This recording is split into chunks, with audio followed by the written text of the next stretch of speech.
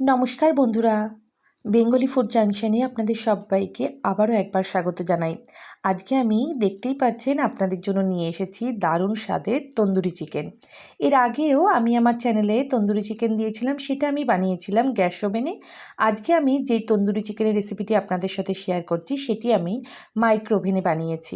খুব সহজেই আপনারা এটি তৈরি করে নিতে পারবেন। দেখতেই পাচ্ছেন এখানে আমি একটি 1 কেজি 200 গ্রাম মতো চিকেন নিয়েছি, গোটা চিকেন। এরপর একটি পাত্রে 5 থেকে 6 চামচ টক দই, আদা রসুনের পেস্ট 4 চামচ মতো, পরিমাণ মতো হলুদ ও লবণ। এর সাথে সাথে এখানে নিয়েছি 1 থেকে 1.5 চামচ মতো জিরে গুঁড়ো ও ঠিক সেম পরিমাণই ধনে গুঁড়ো নিয়েছি। যেহেতু চিকেনটি একটু বড় ধরনের রয়েছে তাই পরিমাণগুলোও মশলার একটু বেশিই লাগবে। কাশ্মীরি লঙ্কা গুঁড়োটা কিন্তু এখানে অনেকটাই লাগবে। এখানে 7 থেকে 8 চামচ মতো আমি কাশ্মীরি লঙ্কার গুঁড়ো নিয়েছি, আর হাফ চামচ মতো নিয়েছি গরম মশলা গুঁড়ো। আপনারা অবশ্যই চেষ্টা করবেন চিকেনটি যেন 1 কেজির মধ্যেই হয়। যত ছোট চিকেন হবে তত কিন্তু খেতে বেশি ভালো হবে। বেশি বড় পরিমাণে হয়ে গেলে একটু ছিবড়া টাইপের হয়ে যায়, খেতে অতটা ভালো লাগে না। এখানে কাশ্মীরি লঙ্কার সমপরিমাণই আমি তন্দুরি চিকেন মশলাটা নিয়েছি 7 থেকে 8 চামচ। এরপর 4 থেকে 5 চামচ মতো সাদা তেল দিয়ে সমস্ত মশলাগুলো দিয়ে আমি ভালো করে একটি মিশ্রণ বা পেস্ট তৈরি করে নিচ্ছি। এই মিশ্রণটি দিয়ে মাংসটি ম্যারিনেট করে আপনাদের 3 থেকে 4 ঘন্টা কিন্তু ফ্রিজে রেখে দিতে হবে। তবেই কিন্তু তন্দুরি চিকেন যখন আপনারা তৈরি করবেন সেটি খেতে দারুণ হবে। আশা করি আজকে আমার রেসিপি আপনাদের ভালো লাগবে, আর ভালো লাগলে কিন্তু একটি লাইক, কমেন্ট ও শেয়ার করতে ভুলবেন না। তন্দুরির মশলার পাত্রেই আমি চিকেনটি দিয়ে চিকেনের মধ্যে পরিমাণ মতো লবণ দিয়ে দিচ্ছি। এটি আপনারা অন্য পাত্রেও করতে পারেন। এরপর এর মধ্যে আমি দিয়ে দেবো একটা গোটা লেবুর রস। আপনারা যদি আজকে আমার চ্যানেল নতুন ভিজিট করেন আর চ্যানেলটি ভালো লাগে তাহলে চ্যানেলটি সাবস্ক্রাইব করে পাশে থাকা বেল বাটনটি চাপ দিয়ে দেবেন। আমি যখনই কোনো নতুন রেসিপি দেব আপনারা খুব সহজেই সেটি দেখে নিতে পারবেন। আর প্রত্যেক বন্ধুদের কাছে অনুরোধ রইল ভিডিওটি স্কিপ না করে পুরো ভিডিওটি দেখার। যখন তৈরি করবেন রেসিপিটি পারফেক্টভাবে তৈরি হবে। লেবুর সাথে সাথে এখানে আমি 2 চামচ মতো ভিনিগারও মাংসের মধ্যে ব্যবহার করেছি, যাতে মাংসটি খুব ভালোভাবে নরম হয়ে যায় এবং মাংসের মধ্যে একটু আষ্টে গন্ধ না থাকে। এরপর গোটা চিকেনটার মধ্যে আমি পুরো মশলাটি কিন্তু ভালো করে হাতের সাহায্যে মাখিয়ে নিচ্ছি, যাতে পুরো চিকেনে ভালোভাবে মশলা ঢুকে যায়। আপনারা আগেই কিন্তু দেখে নিয়েছেন যে চিকেনে আমি কিভাবে কাট লাগিয়ে রেখেছিলাম, যাতে পুরো চিকেনটার মধ্যে মশলা ভালোভাবে স্প্রেড হয়ে যায়।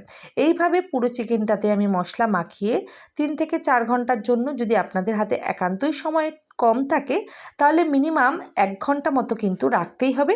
রেখে আপনারা ঢাকা দিয়ে ফ্রিজে রেখে দেবেন। এরপর ঠিক সময় মতো চিকেনটি বের করে এনে আমি এর মধ্যে দিয়ে দিচ্ছি ধনেপাতা। ধনেপাতা দিয়ে আরও একবার চিকেনটি আমি মাখিয়ে নিচ্ছি। যদি আপনারা ধনেপাতা স্কিপ করতে চান করতে পারেন, কোনো অসুবিধে নেই। আমার পছন্দের জন্য আমি এখানে এটি ব্যবহার করেছি।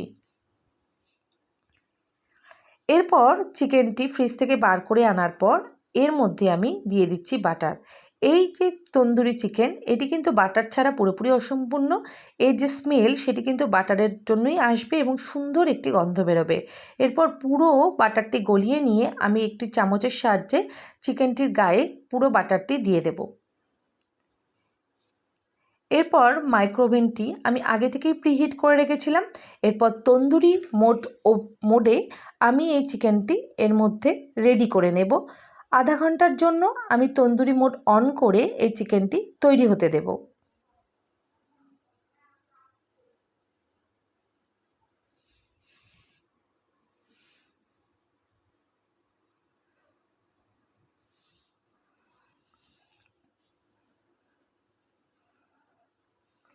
এইভাবে দেখতেই পাচ্ছেন ভেতরে রেডি হচ্ছে। আধা ঘন্টা পর আমি বের করে এনে চিকেনের 1 পিঠ উল্টে আরও একটু বাটার ব্রাশ করে আবার মিনিট 10-এর জন্য চিকেনটি তৈরি হতে দেব। এইভাবে চিকেনটি রেডি করে নিলে চিকেনের ভেতরটি কিন্তু দারুণভাবে নরম হবে এবং খেতেও কিন্তু খুবই ভালো হবে। 1 পিঠ হয়ে যাওয়ার পর আরেক পিঠ উল্টে আমি বাটার দিয়ে আবারও তন্দুরি ওভেনে দিয়েছিলাম আর একটু গ্রিল করার জন্য। আপনারা চাইলে দেখে দেখে নিয়েও সেটি করতে পারেন। আশা করি আজকে আমার এই তন্দুরি চিকেনের রেসিপি আপনাদের খুব ভালো লেগেছে, আর সবাইকে অসংখ্য ধন্যবাদ ভিডিওটি দেখার জন্য। সবাই খুব ভালো থাকবেন, সুস্থ থাকবেন। দেখা হচ্ছে পরের আরেকটি ভিডিওতে।